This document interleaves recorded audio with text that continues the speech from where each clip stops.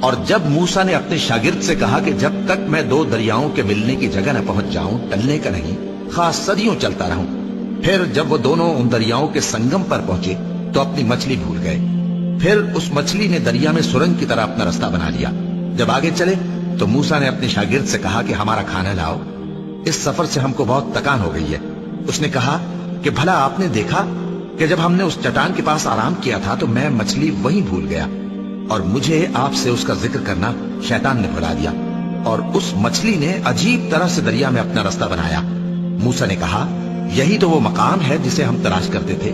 تو وہ اپنے پاؤں کے نشان دیکھتے دیکھتے لوٹ گئے۔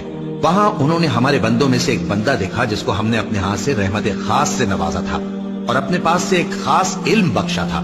موسیٰ نے ان سے جن کا نام خضر تھا کہا کہ جو علم اللہ کی طرف سے آپ کو سکھایا گیا ہے، اگر آپ اس میں سے مجھے کچھ بھلائی کی باتیں سکھائیں تو میں آپ کے ساتھ رہوں۔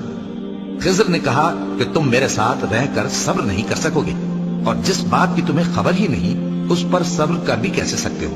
موسیٰ نے کہا اللہ نے چاہا تو آپ مجھے ثابت پائیے گا اور میں آپ کے ارشاد کے خلاف نہیں کروں گا۔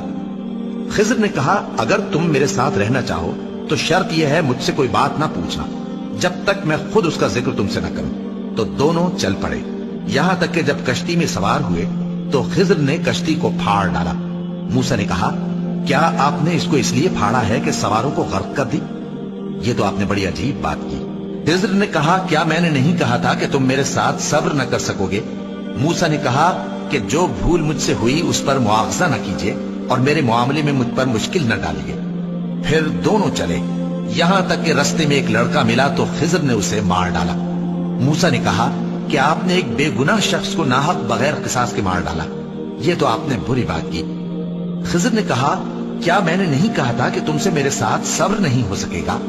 انہوں نے کہا کہ اگر میں اس کے بعد پھر کوئی بات پوچھوں یعنی اعتراض کروں تو مجھے اپنے ساتھ نہ رکھیے گا کہ آپ میری طرف سے عذر کے قبول کرنے میں حد کو پہنچ گئے ہیں۔ پھر دونوں چلے، یہاں تک کہ گاؤں والوں کے پاس پہنچے اور ان سے کھانا طلب کیا۔ انہوں نے ان کی ضیافت کرنے سے انکار کیا۔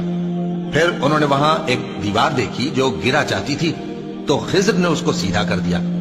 موسیٰ نے کہا کہ اگر آپ چاہتے تو ان سے اس کا معاوضہ لے لیتے تاکہ کھانے کا کام چلتا۔ خضر نے کہا کہ اب مجھ میں اور تم میں علیحدگی، مگر جن باتوں پر تم صبر نہ کر سکے میں ان کا تمہیں بھید بتائے دیتا ہوں کہ وہ جو کشتی تھی غریب لوگوں کی تھی جو دریا میں محنت کر کے یعنی کشتیاں چلا کر گزارا کرتے تھے، اور ان کے سامنے کی طرف ایک بادشاہ تھا جو ہر اچھی کشتی کو زبردستی چھین لیتا تھا۔ تو میں نے چاہا کہ اسے عیبدار کر دوں تاکہ وہ اسے غصب نہ کر سکے، اور وہ جو لڑکا تھا اس کے ماں باپ دونوں مومن تھے۔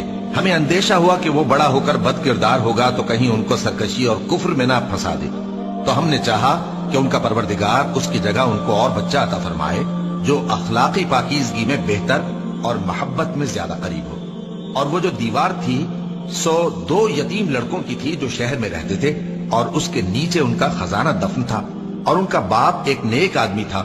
تو تمہارے پروردگار نے چاہا کہ وہ اپنی جوانی کو پہنچ جائیں اور پھر اپنا خزانہ نکالیں۔ یہ تمہارے پروردگار کی مہربانی ہے، اور یہ کام میں نے اپنی طرف